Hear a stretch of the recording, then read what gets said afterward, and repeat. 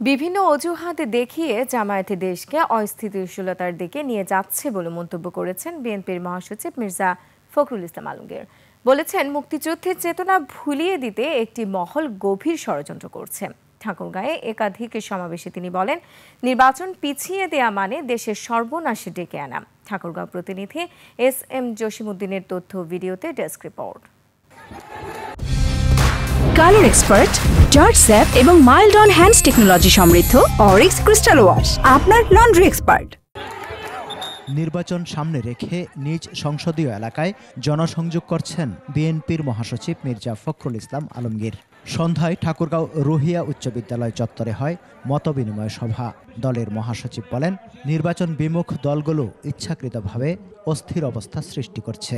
জামায়াতে ইসলাম তারা আজকে বিভিন্ন অজুহাত তুলে দেশকে একটা অস্থিতিশীলতার দিকে নিয়ে যাওয়ার চেষ্টা করছে। আমরা এর তীব্র বিরোধিতা করছি। আমরা মনে করি যেটা এই সমস্ত বিষয় নিয়ে একটা সমস্যা তৈরি করে গণতন্ত্রকে ব্যাহত করা, নির্বাচনকে ব্যাহত করা, এটা কোনোমতেই জনগণ বরদাস্ত করবে না। এর আগে জেলা মুক্তিযোদ্ধা সংসদের আয়োজনে মতবিনিময় সভায় তিনি বলেন, একটি মহল বারবার মুখ বদলে সামনে এসে দেশকে অন্ধকারে ঠেলে দিতে চায়। একটি মহল যারা 1971 সালে পাকিস্তান হানাদার বাহিনীর সঙ্গে যোগ সাজস করে এই দেশের মুক্তিযোদ্ধাদের হত্যা করেছিল, তার পরিবারদের হত্যা করেছিল, তাদের মেয়েদেরকে তুলে দিয়েছিল খান বাহিনীর হাতে, তাদের সঙ্গে এই দেশের মানুষ আপোষ করতে পারে? পরে রুহিয়া থানার 3 ইউনিয়নবাসীর সাথে মতবিনিময় সভায় তিনি বলেন, জনগণের পার্লামেন্ট না হলে জনগণের অধিকার ফিরে আসবে না।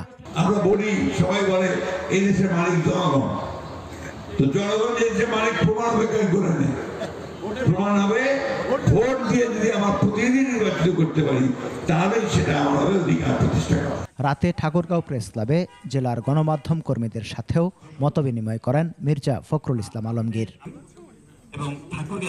সমর ইসলাম, 21 টেলিভিশন।